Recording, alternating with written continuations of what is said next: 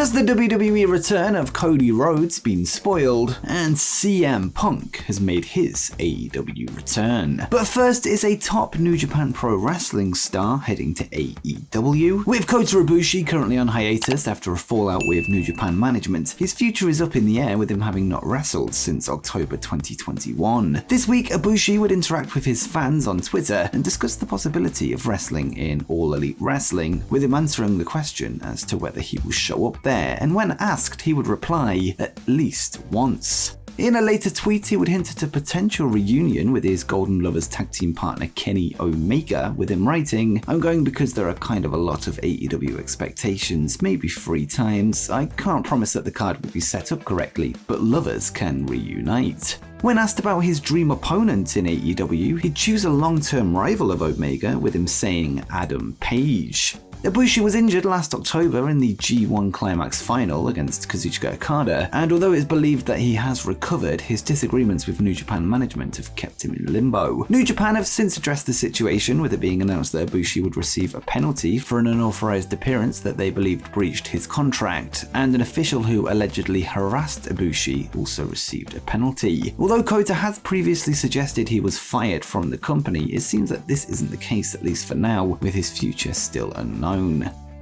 Next up, Tony Khan has squashed recent reports regarding a change to AEW pay-per-views. On yesterday's news video, we discussed a recent appearance at the Terrificon by AEW wrestler and coach Dustin Rhodes, who revealed that AEW was set to extend their pay-per-views to 2-night events, much like Wrestle Kingdom and WrestleMania. Well, shortly after the reports emerged, AEW president Tony Khan would appear on Busted Open Radio to refute the claims, with him saying, "I saw a report that we were talking about doing 2-day pay-per-views yesterday, and I was like, well, who said that? And then I looked and it was Dustin Rhodes. I was like, why would Dustin say that? And I love Dustin so much, but I was surprised that he said it because it's not something we've really internally seriously discussed. So I'm definitely not doing that. That being said, even if I was, and I'm not, I probably wouldn't want somebody to break that news in a panel, but I can honestly say that that's not what we're doing anyway, but I was surprised by that. For at least the long-term foreseeable future, I still see all the pay-per-views being the great one-day event we've been doing." For now, it seems that AEW is sticking to one-night pay-per-views, with Tony Khan seemingly unhappy with how the rumors started. But would you prefer 1 or 2-night pay-per-views in AEW? Let me know in the comments down below.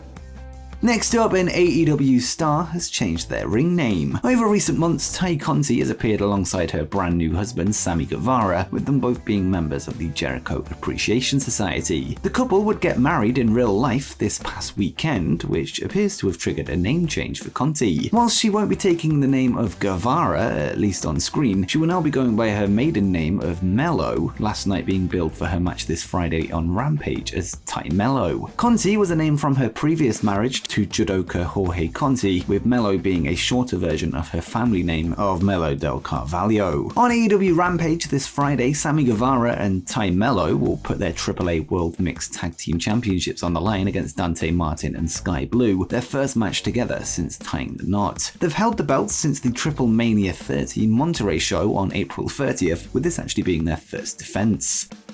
And next is Kenny Omega, set to return to AEW next week. On last night's episode of AEW Rampage, the brackets for the tournament to crown the first AEW Trios champions were announced, with 8 factions set to battle it out for the belts. In the first round, the Death Triangle will take on Will Ospreay and Aussie Open of New Japan. Andrade El Idolo, Rush, and his brother Dragon Lee will face the Young Bucks and a yet-to-be-named partner. The House of Black will meet the Dark Order, and the Trustbusters will take on Best Friends. The most interesting aspect of the tournament is the mystery of who will team up with the Young Bucks, who last night would make the proposal to Hangman Adam Page to reconcile their friendship to reunite the Young Bucks. With that said, Hangman would turn down the offer, instead choosing to be in the corner of the Dark Order on the other side of the bracket, leaving just one obvious candidate on the table. When asked about a trio's title in the past, AEW president Tony Khan revealed that he was waiting for the return of Kenny Omega before introducing them, meaning that he is surely the Mystery Man. Omega has been out of action since November 2021 as he recovers from several nagging injuries that have haunted him over recent years, with reports stating that he is set to return for the All Out pay-per-view, where the finals take place. Another interesting note is that if it is Omega, and both the Elite and Will Ospreay's United Empire advance through to the second round, Ospreay and Omega will face off for the first time since their recent back and forth jabs online. It's also worth noting that the Dark Order and the Elite are on opposite sides of the bracket, meaning that could potentially be the final. But who do you think is the Mystery Man alongside the Young Bucks? Let me know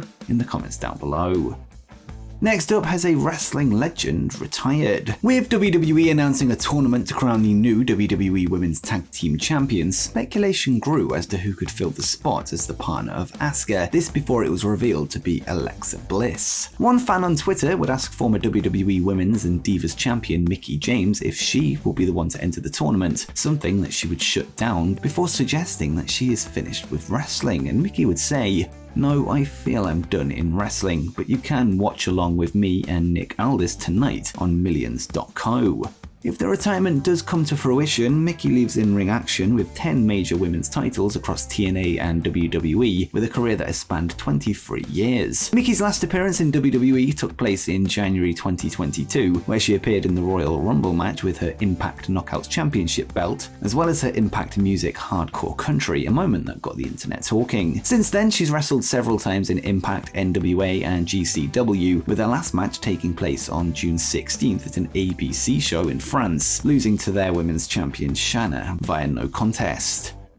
Next up, a former WWE star has made their AEW return. Before last night's Quake by the Lake edition of AEW Dynamite, a report emerged from Fightful Select that revealed that Eric Redbeard, the former Eric Rowan in WWE, was backstage at the show, although there was no word on if he was scheduled to appear. Whilst he wouldn't show up on Dynamite, it was announced that he would be competing on this Friday's episode of Rampage, with the match being taped ahead of time last night following the live show. Whilst we won't spoil the result, Redbeard would team with Danhausen in a team billed as Beardhausen to battle the Gun Club's Austin and Colton Gunn. The announcement follows a recent tweet from Eric where he teased that a door had just opened up for him, with it being assumed that it was linked with the chaotic WWE main roster debut of Dexter Lumis and the strange goings on backstage during WWE Raw, although this was based purely on the timing of the post. This is Redbeard's second ever match in AEW, having competed at the Buy-In show before AEW Revolution 2022 in March, teaming with Pac and Penta Oscuro of the Death Triangle in a losing effort against Malachi Black, Brody King, and Buddy Matthews of the House of Black.